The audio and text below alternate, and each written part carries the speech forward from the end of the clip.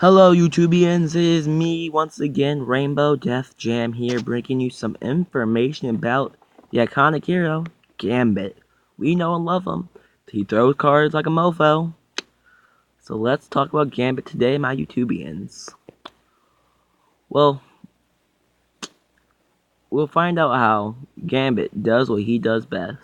Sit down and grab some popcorn, because I did the hard work for you. His real name is Remy Labou, R-E-M-Y, and L-E-B-E-A-U, so I'm guessing it's Remy Labou. Place of birth, New Orleans, Louisiana. Well, before we talk about him and his amazing powers, who inspired me to practice card throwing, let's talk about his past. At first, Gambit was just a wandering homeless kid who was adopted by Jean-Luce Labou. Now you may ask yourself, who is she? Why would she adopt him? What does she do for a living? I'll answer these questions out of order. She adopted him so he can marry some girl. What does she do for a living? She's part of a criminal organization based in New Orleans called the Thieves Guide. And their mortal enemies, called the Assassin Guide, made a pact that they would marry sons. Well, granddaughter. So Gambit was forced to marry Bella Don Bondrax. I'm guessing that's how you spell it. They have it like Boundreaux,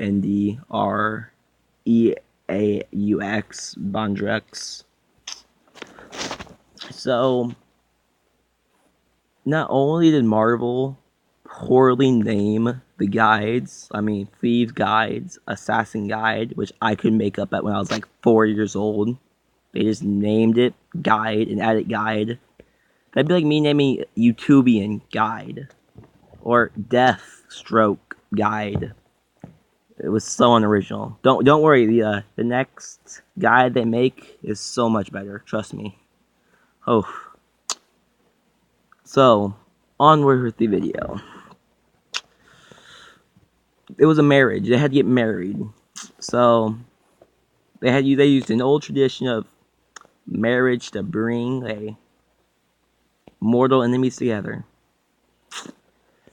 But Donna's brother, Julian, rejected the marriage and challenged Gambit to the fight, in which Gambit brutally beat him. He had severe injuries. So you know what they did? They were sitting around drinking tea thinking, the guy that was marrying our daughter just beat the heck out of our grandson. Let's kick him out. Now let me point a picture right now, guys. Gambit is adopted. So the Thieves Assassins literally had him marry a girl to bring them together as family. But there's no blood relations to the Thieves group. They only adopted him for this moment, probably. Never officially says, but I'm assuming so. But anyways, let's get on with the next part. So of course Gambit left, saying, "I don't care. Screw this. I'm total amazing guy. I can do better than you." So he left with his daddy issues and made his own guide of thieves called Martyrs. So they're kind of gathers up. He was adopted, forced to be married. Told them the brother got jealous and said no. He beats him up and makes his own guide, which he never even uses. He gave the guide and made it for the Misters Sinisters, and they used the martyrs for underground massacres. To fast forward a little bit, Gambit meets Rogue. They're like, let's be thieves buddies. They're just like, yo, you're Gambit, I'm Rogue. You got superpowers, I got superpowers. Let's steal stuff. So they did that for a little bit, They became buddies, stole stuff, life of crime. But then they ran into Professor X, and he was all like, that's bad, be an X-Men. Instead, so they were like, Rogue was all like, yo babe, let's be X-Men. And he was all like, YOLO. Gambit, Gambit, he's a little bit of a gangster. He's like, YOLO. So fast forward a bit more, the X-Men find out Gambit made the Murderers, which was a major cock block. And Rogue is all like, yo, that's not cool. That was an underground massacre. It's your fault. We are so over. I can't stand you, babe. So, that was like, ugh. So he's all sad and pressed about that. So he went back to his little stealing stuff business, Now, if you stayed around for the boring past, which I hope most of you did, we can talk about his powers. Now, don't think he actually controls the cards. The cards themselves are not the power. He uses potential and kinetic energy to make explosions. Now, before we talk about how it works, because I imagine half of you fell asleep in science class, unless you had an amazing teacher like I did. The way it works is the way it works, guys, is energy is in all objects. All objects. Now, the energy doesn't do anything unless something acts on the object. For example, a ball. It has tons of energy, but it does nothing because we're not using it. But drop that ball, it goes from potential energy to kinetic energy. When you picked it up, the higher you raised it, the more potential energy it has. When you dropped it, kinetic energy took place as it fell and fell and fell and fell and fell, then hit the ground. Now when it hits the ground, that bounce back up, that hit is potential energy. It's a little example. I'll be coming up with a second example pretty soon here. My second example, this example is way better than the first one. Remember when you were a kid and you had a crush on that girl? So instead of asking her out, you walked up to her, you stole a rubber band, you shot the rubber band out the window. You may have not known this, but you used potential and kinetic energy all at the same time. When you pulled the rubber band apart, you were making potential energy. It was potentially able to fling across the room.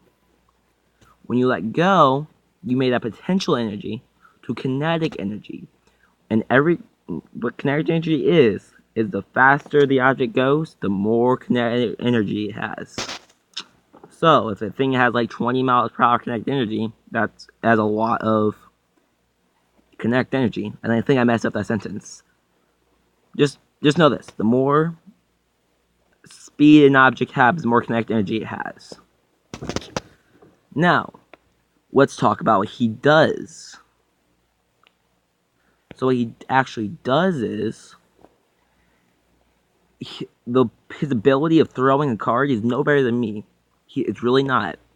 He just throws a card and that's all.